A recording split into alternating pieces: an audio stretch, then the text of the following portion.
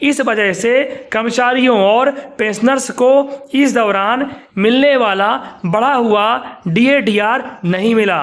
अब सरकार से संभावित है कि वह इस बकाया DA/DR को एक मुश्त लंपसम रकम के रूप में दे सकती है। साथियों, गणना कैसे होती है, आइए जानने की कोशिश करते हैं।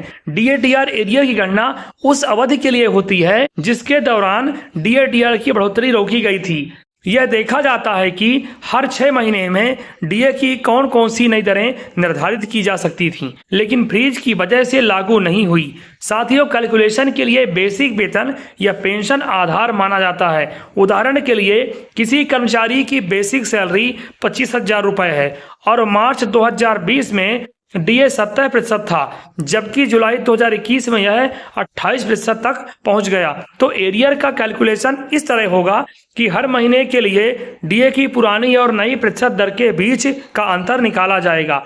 उस अंतर को बेसिक वेतन से गुणा किया जाएगा और फिर 18 महीनों के लिए जोड़ा जाएगा। साथियों, उदाहरण के तौर पर मान लीजिए मार्च 2020 तक DA 17% थी, जुलाई 2020 में बढ़कर 21% हो गई, जनवरी 2021 में 24% और जुलाई 2021 में 28% हो गई। तो इन प्रतिशतों के अंतर को बेसिक सैलरी से गुणा करके हर 6 महीनों के लिए DA का अतिरिक्त हिस्सा मिल जाएगा। जो एरियर की राशि होगी, यह कुल रकम एक मुश्त भुगतान के रूप में दी जाएगी।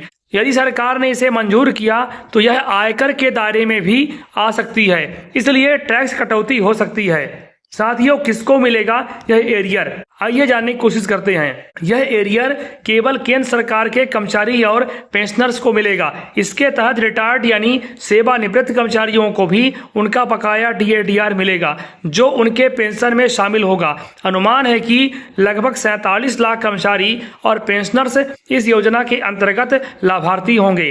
ध्यान देने वाली बात यह है कि जिन लोगों का बेसिक वेतन या पेंशन अधिक है उन्हें अधिक एरियर मिलेगा। उदाहरण के लिए जिनकी बेसिक सैलरी 18,000 से लेकर 35,000 या उससे अधिक है, वह इस राशि के अनुसार अलग अलग एरियर प्राप्त करेंगे। कुछ रिपोर्ट के अनुसार 30,000 रुपए के वेतन वाले व्यक्ति को 30,000 रुपए से लेकर 2 लाख रुपए तक की रकम भी मिल सकती है।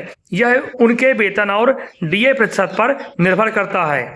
साथियों, एरियर क्लेम की प्रक्रिया कैसे होगी, आइए जानने की कोशिश करते हैं। साथियों, जब केंद्र सरकार इस एरियर के भुगतान का आदेश जारी करेगी तो संबंधित कर्मचारी और पेंशनर्स को इससे संबंधित आधिकारिक सूचना मिल जाएगी। सबसे पहले सरकारी विभाग या पेंशन पोर्टल पर इस एरियर की सूचना अपडेट होगी।